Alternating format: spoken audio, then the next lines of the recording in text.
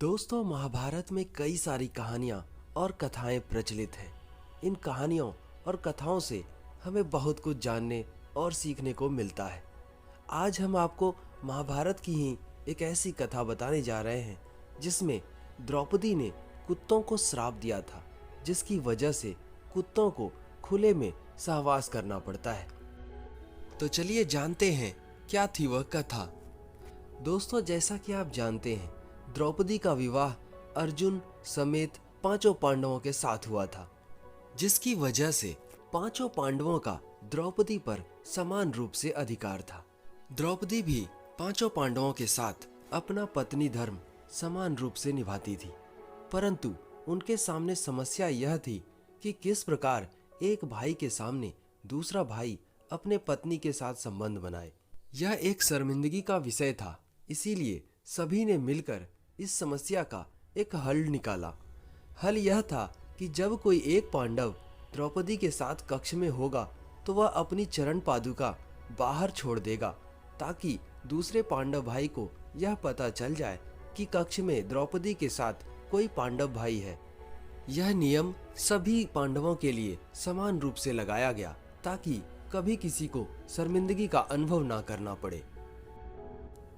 एक दिन की बात है, सदा की भांति एक पांडव भाई द्रौपदी से मिलने कक्ष में गए और उन्होंने अपनी चरण पादुका कक्ष के बाहर छोड़ दी, जिससे कि बाकी पांडव भाई को यह पता चल जाए कि कक्ष में द्रौपदी के साथ कोई पांडव भाई है।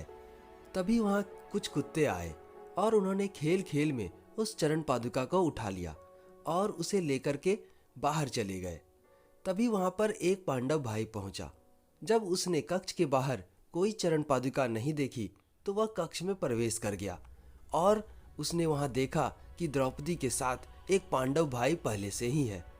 इस प्रकार से दोनों भाइयों को बहुत शर्मिंदगी उठानी पड़ी, साथ ही द्रौपदी को भी काफी लज्जा आई। लाज के मारे द्रौपदी का मुंह लाल हो गया और वह क्रोध से बिफर उठी। उन्होंने उन पांडव से पूछा कि क्यों तुम कक्ष में प्रवेश कर गए जब पहले से ही एक पांडव भाई ने अपनी चरण पादुका बाहर छोड़ रखी है। तब उस पांडव भाई ने बताया कि बाहर कोई भी चरण पादुका न होने की वजह से वह कक्ष में प्रवेश कर गया।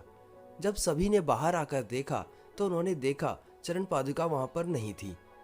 फिर बाहर उन्होंने शोरगुल सुना तो उन्होंने देखा कि कुछ कुत्ते उस चरण पादुका के साथ खेल रहे थे।